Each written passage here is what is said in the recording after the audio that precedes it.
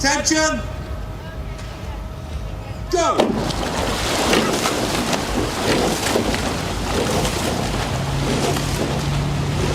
A good clean start this time. Boys up and running for the Sydney crew there. I always find it so impressive in these junior men's and women's quads in the Diamond Jubilee, but also in the Fawley Challenge Cup here that we're racing. Just the maturity and the capacity of these young athletes. And the most impressive thing always seems to be the steering. I've never seen a Fawley or a Diamond Jubilee crew even get a warning, let alone hit a boom. I don't want to jinx them here or anything like that, but yeah, their capability is really astounding. Yeah, the quality of the sculling is absolutely phenomenal.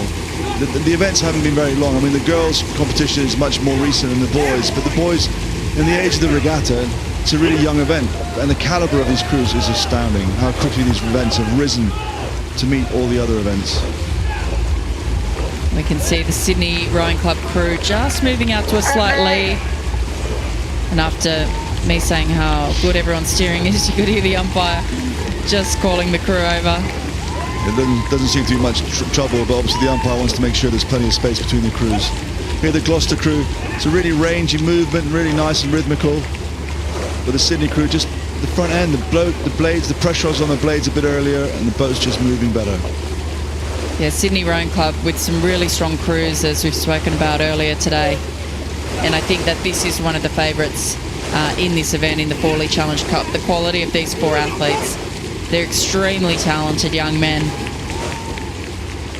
Yeah, and they're here coming up to the barrier there.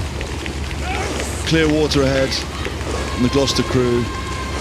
And just, you know, we talk about this, how, if you look at the crews, how much time on the blades in the water. Both crews actually doing quite a good job of that.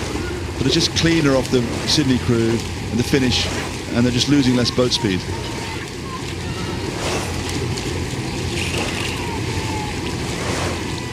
Both crews pretty evenly matched in terms of their weight.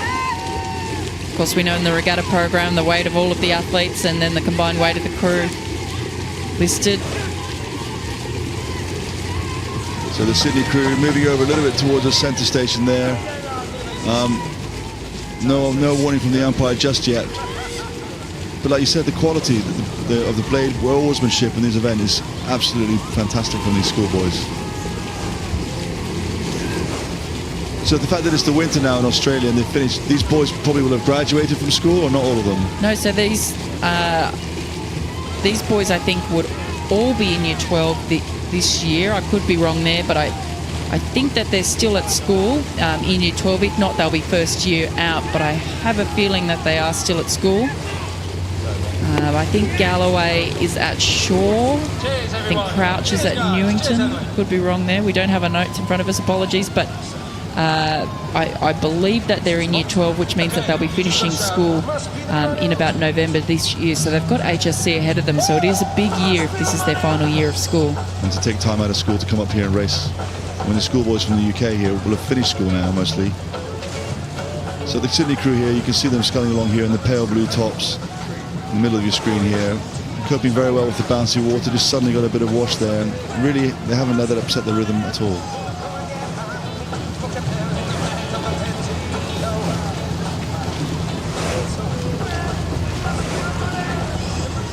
So in the Sydney Rowing Club crew on screen there, Ashley Nichols in the bow, Alexander Potter in the 2 seat, Thomas Galloway in the 3, Harry Crouch in the stroke seat.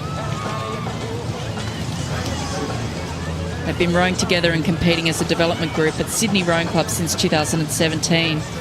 And Harry Crouch was actually selected in the Australian Junior Men's Quad last year. So it's very common, isn't it, in the off-season, a lot of these schools, they don't row, do they, in the off-season? So these boys, the ones that really want to take their rowing seriously, go and row at rowing clubs whilst they're still at school.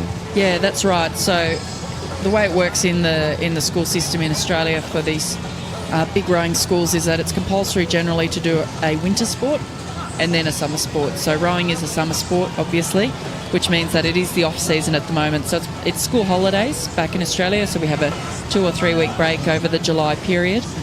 In between semesters, so that would align with that. So they're not probably missing school to be here, but it is the off season, so all the rowing that they're doing is completely externally at Sydney Rowing Club. So would they still be playing rugby or something like that at their school whilst doing the rowing outside school?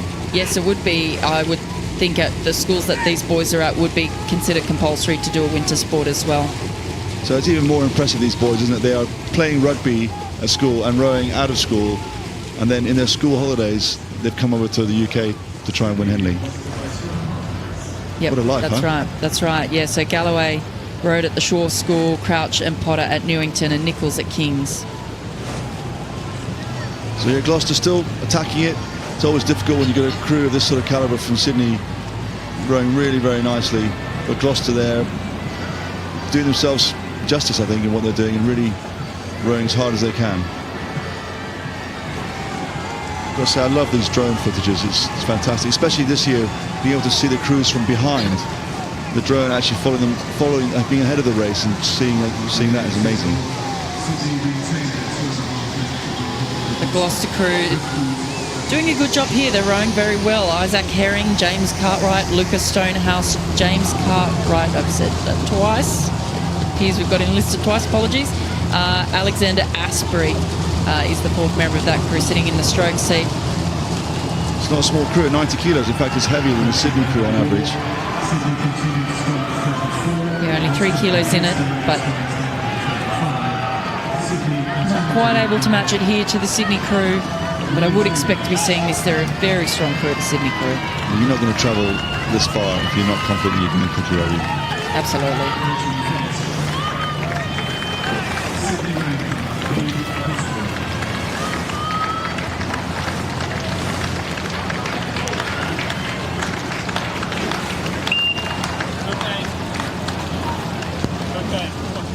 Coming across the line there in the Fawley is Sydney Rowing Club from Australia over Gloucester Rowing Club.